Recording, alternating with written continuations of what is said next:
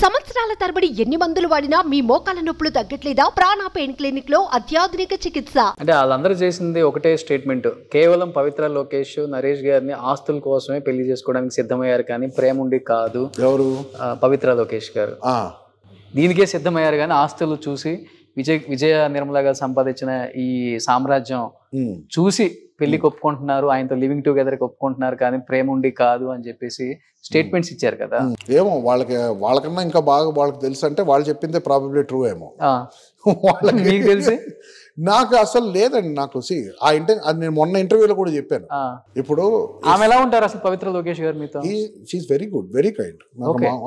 నాకు అప్పుడప్పుడు మాట్లాడతాం మేము. షీ సెండ్స్ హోమ్ ఫుడ్, మంచిగా ఎప్పుడన్నా కుక్ చేసినా మంచిగా ఫుడ్ పంపిస్తారు ఇంటికి డాడీ చేతిలో. షీఈ్ అ వెరీ, నాకు తెలిసి అయితే she's a very genuine person అండి.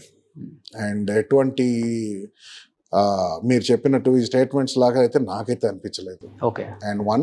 అండ్ ఇంకోటి, అండ్ ఐఎమ్ నాట్ అంటే ఒక నా ఇండివిజువల్ లైఫ్లో నేను బిజీగా ఉన్నానండి ఎప్పుడు. సో అంటిల్ వాళ్ళిద్దరు హ్యాపీగా ఉన్నారంటే అదొకటే కావాలి నాకు. డెఫినెట్గా మీరు ఇచ్చే స్టేట్మెంట్ని ఆడియన్స్ యాక్సెప్ట్ చేస్తారు, ఎందుకంటే we're into family.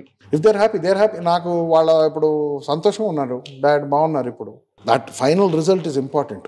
they're happy, I'm happy. దాని నుంచి నేను దాన్ని ఇన్వెస్టిగేట్ చేసి ఏమవుతుంది అన్నయ్య అంత టైం కూడా లేదు నాకు, అండ్ అవసరం కూడా లేదు. అండ్ మహేష్ బాబు గారు ఏమైనా ఇన్వాల్వ్ అయ్యి ఎందుకు ఫ్యామిలీలో ఇన్ని ప్రాబ్లమ్స్ వస్తున్నాయి, ఎందుకు మన ఫ్యామిలీని రౌండ్ అప్ చేస్తున్నారు అందరూ, అంతా మనమే సర్క్యులేట్ అవుతున్నాము. ఇప్పుడు రౌండ్ అప్ చేసేది ఎవరు ఏం చేయలేరు. రౌండ్ అప్ చేస్తారు, బాగా చేతిలో టైం ఉంటే they will investigate into every matter, because that's the thing. And family మధ్యలో అండర్స్టాండింగ్ ఏముందో అది that's only one thing. Mahesh గారు మాట్లాడాల్సిన అవసరం ఏం లేదు డాడ్తో. ఆయన అడల్ట్. నరేష్ గారు డాడ్ ఏమి చిన్నపిల్లకే కాదు కదా అడ్వైస్లు ఇవ్వడానికి. ఆ మిస్టేక్స్ అందరూ వైపు జరుగుతాయి, కొన్ని కంట్రోల్లో ఉండవు. అది ఇలా అన్ఫార్చునేట్గా బయట వచ్చేస్తే ఇలాగే ఉంటుంది. మరి అంటే ప్రతి నాలుగు గోడల్లో లేని ఇష్యూస్ లేవు. ప్రతి ఇంట్లో నుంచి బయటకు వస్తే ఇలాగే ఉంటాయి. Some houses are happy, most houses are have complications. ఒక నాలుగు గోడలో నలుగురు మనుషులు ఉండాలంటే కష్టం అండి. I don't think they will be peaceful. ఎందుకంటే బిగ్ బాస్ దానికి ఒక మంచి ప్రతిరూపం అది. ఎన్ని ఎపిసోడ్స్ ఎంతమంది ఉన్నా కూడా ఏదో ఒక డిఫరెన్స్ ఆఫ్ ఒపీనియన్ వస్తుంది. ఏ మైండ్ సెట్ మూడు చిరాకులు ఉన్నప్పుడు 100 అవుతాయి. సో ఈ ఒక పలానా విషయం బయటకు వచ్చింది, ఓకే, దానికి ఒపీనియన్స్ ఇచ్చారు. ఇది దానికి ఎవరైనా ఏం చేయగలుగుతారు? మహేష్ అన్న ఏం చేయలేడు, నేను ఏం చేయలేము. డాడ్ ఏం చేసుకోవాలో ఆయన చేసుకున్నాడు లైఫ్లో. సో ఈ మధ్యలో జరిగినంత నా ప్రకారం ఇట్స్ అ టైం వేస్ట్. చాలా మంది ఎనర్జీ వేస్ట్, టైం వేస్ట్. యూట్యూబ్లో స్లాట్స్, మీకు GB hard disk space waste. Simple. కొన్ని వేల కోట్లు సంపాదించారు విజయ నిర్మల గారు. ఆ విలీనమ్మలో కూడా ఎప్పుడు కూడా పెద్ద మనవడు అంటే చాలా ఇష్టం. నవీన్కి అంత ప్రిఫరెన్స్ ఇస్తారు ఫస్ట్ ఇంట్లో కూడా. నవీన్ గారికి 50% విలీనమ్మ రాశారు, మిగతా 50% ఉన్న వాళ్ళకి, పిల్లలకి, ఆ ఫ్యామిలీకి, నరేష్ కి రాశారు కానీ అని చెప్తుంటారు. ప్రస్తుతానికి అయితే అఫ్ కోర్స్ అది రాస్తాం అని అనుకున్నారు, బట్ నేను డాడీ అండర్స్టాండింగ్ వచ్చాం. ఫ్యామిలీ జాయింట్ గా హ్యాండిల్ చేసుకున్నాం. ప్రస్తుతానికి he's the boss. So he's handling it. ఆయన ఏమన్నానంటే అదే నువ్వు ఎప్పుడు once you feel I'm always a support. అడ్మినిస్ట్రేటివ్గా ఏమైనా చేయాలన్నా అది మేము డిస్కస్ చేస్తాం. And he has so much experience. ఇప్పుడు ఆయన నడిపిస్తున్నారు. నెక్స్ట్ ఈ సైడ్ ప్రాబబ్లీ నేను రిటైర్ అయ్యాక నువ్వే చూసుకోవాలి. సో నువ్వు ఒక ఐడియా పెట్టుకో ఏమేమి జరుగుతుంది. ఆ అండర్స్టాండింగ్ మీద వెళ్ళేవాడి. ఓకే, ఆ విషయంలో మటు కాంప్లికేషన్ ఉండకూడదు ఎప్పుడు. That's where biggest problems arrive when it comes to property. మాకు ఆ విషయంలో అసలు మాకు ఏ ప్రాబ్లం లేదు. ఇంకోటి, ఐ నెవర్ ఫెల్ట్ ఇది వస్తే ఇది నాది ఆస్తేనే. అది నాకు అలాగే నేర్పించారు. అది వాళ్ళ సంపాదించిన ఆస్తి నేను గార్డ్ చేయడం ఆయన it's his decision to guard it. Naresh గారు దాన్ని ముందు తీసుకెళ్తారు అనేది ఆయన ఇది. సో నాకు ఒకవేళ అప్పచెప్పారంటే దాన్ని ఎటు పోకుండా జాగ్రత్త కాపాడడం నాది పని. As a security guard, that is my duty. Extra ఏమైనా ఇన్వెస్ట్ చేసుకోవాలంటే అది నా రిస్క్, నేను సంపాదించిన డబ్బుల్లో నేను పెట్టుకుంటా. I don't want to risk this. ఒక మంచి మాట అన్నారు కాబట్టి ఒక మంచి మాట ఇంకోటి అడుగుతాను. చెప్పండి. నా తర్వాత నువ్వే కదా మొత్తం చూసుకునేది, అన్ని యూ షుడ్ టేక్ కేర్, ఎక్కడెక్కడ ఏం జరుగుతుంది ఏంటి అనేది. ఇప్పుడు నాన్న మొదటి భార్య కొడుకుగా మీరున్నారు, రెండో భార్యకు ఒక అబ్బాయి ఉన్నారు, మూడో భార్యకు ఒక అబ్బాయి ఉన్నారు. నెక్స్ట్ తండ్రి స్థానంలో మీరే ఉన్నారు నాన్న తర్వాత ఇక్కడ. మిగతా బ్రదర్స్ తో మీ బాండింగ్ ఎలా ఉంటుంది, వాళ్ళని ఎలా తీసుకెళ్తారు ఇన్ కేస్ ఫ్యూచర్? మీ బ్లడ్ కాబట్టి. Teja is my second brother అండి. సో తేజకి నాకు చాలా బాండింగ్ ఉంది. అంటే వాడంటే నాకు చాలా ప్రాణం, వాడికి నేనంటే చాలా ప్రాణం. ఓకే. సో మా మధ్య, and Ranveer also is very very lovable, very lovable. And నాకు ఈ మధ్య రీసెంట్ టైమ్స్ నాకు ఇక్కడ టైం స్పెండ్ చేస్తున్నాను. ఓకే. సో అతను కూడా, నేను ఎడిటింగ్ చేసుకునే దగ్గర అతను కూడా కూర్చొని గేమ్స్ అయితే ఆడుకుంటుంటాడు ఆన్లైన్లో. రణ్వీర్ ఉంటున్నారు ఇక్కడే? వస్తుంటాడు. సో మా ఇద్దరి మధ్యలో చాలా బాండింగ్ ఎక్కువ ఉంది. అంటే హీస్ వెరీ, అది నవీన్ అన్న అంటాడు. నాకు అందరూ ఇష్టమే, అందరూ ఫ్యామిలీయే.